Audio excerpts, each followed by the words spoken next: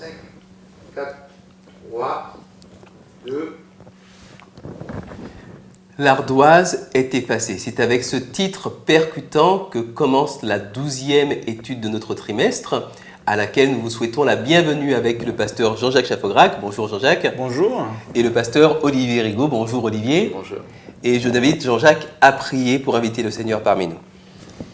Notre Dieu, notre Père Céleste, nous voulons réclamer ta sagesse, ton intelligence, ton Esprit Saint pour nous guider tout au long de cette étude. Au nom de Jésus-Christ, nous te prions et pour ta gloire. Amen. Amen. Amen. Les différentes leçons de ce trimestre nous ont amenés à considérer plusieurs thèmes différents. Il a été question de notre engagement avec Dieu, il a été question donc du peuple de Dieu, du reste fidèle à Dieu. Il a été question donc de ce temps où chacun devait prendre position pour Dieu, d'un temps même où plus personne ne prendra position parce que chacun se sera positionné de manière irréversible. Il a été question d'un temps où Dieu reviendra pour pouvoir prendre ses enfants avec lui, un temps où on assisterait à une résurrection des morts pour la vie éternelle ou pour le jugement. Et là, on ira encore plus loin au cours de cette étude, à partir du chapitre 20 du livre de l'Apocalypse, pour considérer une période qui est même après la résurrection de ceux qui iront au ciel avec Dieu. La séquence proposée par la Bible, que je vais résumer schématiquement, est la suivante. Dans un premier temps, Dieu revient. Ceux qui sont en Christ, mais qui sont encore vivants, sont transformés et vont à sa rencontre dans les airs. Ceux qui sont avec Christ, mais décédés, ressuscitent, reviennent à la vie pour pouvoir, avec les autres, aller à la rencontre du Seigneur dans les airs. Tandis que ceux qui ont fait le mal et qui étaient vivants seront anéantis. Ceux qui ont fait le mal et qui étaient morts vont rester morts. Donc on a là deux catégories de personnes. Ceux qui ont fait le bien, qui ont fait le choix de Dieu, ceux qui ont fait le choix de rejeter Dieu. Et à partir de ce moment s'ouvre une période de temps que la Bible, ou que beaucoup appellent le millénium. Une période de 1000 ans, durant lesquels, il y a une considération, un jugement de ce qui est fait, de ce qui a été fait, du positionnement des choix des uns et des autres. Alors, cette période de temps que nous voulons considérer, période de jugement, parce que cette période commence par la résurrection des justes et se termine par une autre résurrection, celle des méchants pour le jugement dernier. J'ai trop que pour vous nous dire par rapport à tout cela. Bien, il y a des passages dans la Bible qui sont des passages vraiment spectaculaires quant à l'obstination des méchants dans la méchanceté. Je pense par exemple à un passage où des hommes à Sodome et à Gomorrhe veulent faire du mal à ceux qu'ils prennent pour de simples hommes, mais qui sont en fait des anges. Et ces anges vont étendre la main et les aveugler, ils vont frapper ces gens de cécité. Le texte biblique dit quelque chose de tout à fait spectaculaire.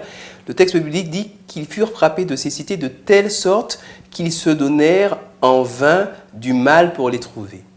Ça veut dire que ces gens ont été frappés de cécité, qu'ils ne voient plus rien. Il y a un de leurs sens fondamentaux qui a été occulté complètement. Et au lieu de commencer à réfléchir, de rentrer en eux-mêmes et de se demander est-ce qu'il est bien sage d'attaquer ces gens qui, d'un simple geste, sont capables de nous aveugler, bien, ils persévèrent parce qu'ils sont dans une sorte de démence, de frénésie au mal. La frénésie au mal, elle peut prendre énormément de formes, y compris les formes les plus rationnelles, les formes les plus maîtrisées, les formes les plus pensées. Je pense par exemple à la solution finale pendant la Seconde Guerre mondiale. Bien, cela a été pensé, planifié, organisé de manière extrêmement méthodique, efficace, la mort industrielle, tout cela pour finalement rester dans l'horreur et dans la méchanceté la plus complète et la plus gratuite, puisque la haine des Juifs est quelque chose qui n'est pas rationnel, c'est quelque chose qui est démentiel.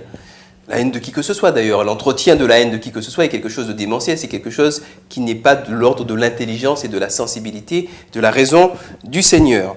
Il y a donc un certain nombre de personnes qui vont persévérer dans la folie, qui vont persévérer dans le mal, pas nécessairement dans le mal qui se présente sous sa forme la plus abjecte, je tue, j'assassine, je viole, je découpe, je décapite.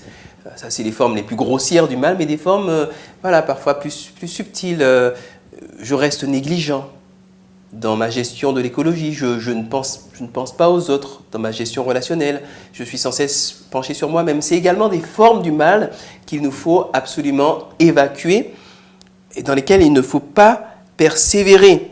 Alors, encore une fois, je voudrais insister dans cette perspective d'Apocalypse 20 sur le fait que les temps de feu, la disparition des méchants, tout cela n'est qu'une perspective de joie et de libération pour la terre, y compris pour les méchants. Pourquoi ? Je voudrais citer Ellen White qui parle de ce moment où les gens qui auront persévéré dans le mal seront jetés dans les temps de feu. Elle dit « Ceux dont le cœur est rempli de haine envers Dieu, qui est la vérité et la sainteté, pourraient-ils se mêler aux êtres célestes et se joindre à eux dans leur chant de louange ? Pourraient-ils supporter la gloire de Dieu et de l'agneau ? Non, certes pas. Ils ont bénéficié de plusieurs années de probation afin de changer, mais ils n'ont jamais aimé la pureté. Ils n'ont jamais appris la langue du ciel et maintenant il est trop tard. Une vie, écoutez bien maintenant, une vie de rébellion contre Dieu les a rendus inaptes au ciel et sa pureté, sa sainteté et sa paix constitueraient une torture pour eux. La gloire de Dieu serait un feu dévorant. Ils auraient hâte de fuir ce lieu saint. La destruction serait pour eux bienvenue parce qu'ils chercheraient à se cacher loin de la face de celui qui est mort pour les racheter. Ainsi, leur destinée est choisie par eux-mêmes. Si ces gens sont détruits à la fin des temps, ce n'est pas parce que Dieu veut se venger qu'il est frustré, c'est parce qu'ils ne supporteraient pas de vivre dans la lumière alors qu'ils ont cultivé soigneusement et systématiquement l'amour des ténèbres pendant toute leur vie. Il s'agit donc également pour eux d'une libération, même si c'est une libération qui passe par un moyen un peu violent. Alors on parle de l'étang de feu, il ne faut pas oublier que l'Apocalypse c'est un livre de symboles. Il ne s'agit pas nécessairement d'un étang de feu au sens littéral du terme, il s'agit de parler de la mort éternelle tout simplement. Nous passons donc aux questions ouvertes avec Olivier. Le thème du jugement est toujours un thème qui fait peur. Déjà dès le début, Adam et Ève, après avoir péché, ont peur, ils fuient parce que quelque part ils fuient un peu ce jugement. Soyons honnêtes, le jugement fait peur. Dès le début, Adam et Ève fuient Dieu parce qu'ils ont peur. Peur de lui faire face, peur de faire face à la vérité, peur de faire face à leur histoire. Et peut-être il est intéressant de se poser la question avec les jeunes, de discuter autour de cette peur. Pourquoi cette peur, d'où elle vient et comment surmonter cette peur. Comment surmonter cette peur à travers cette espérance que l'ardoise peut être effacée en Christ.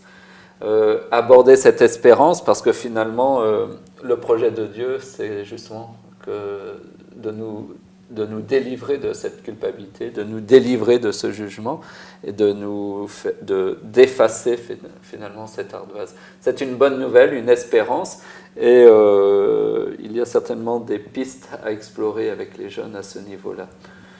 Voilà des pistes de réflexion qu'on peut avoir.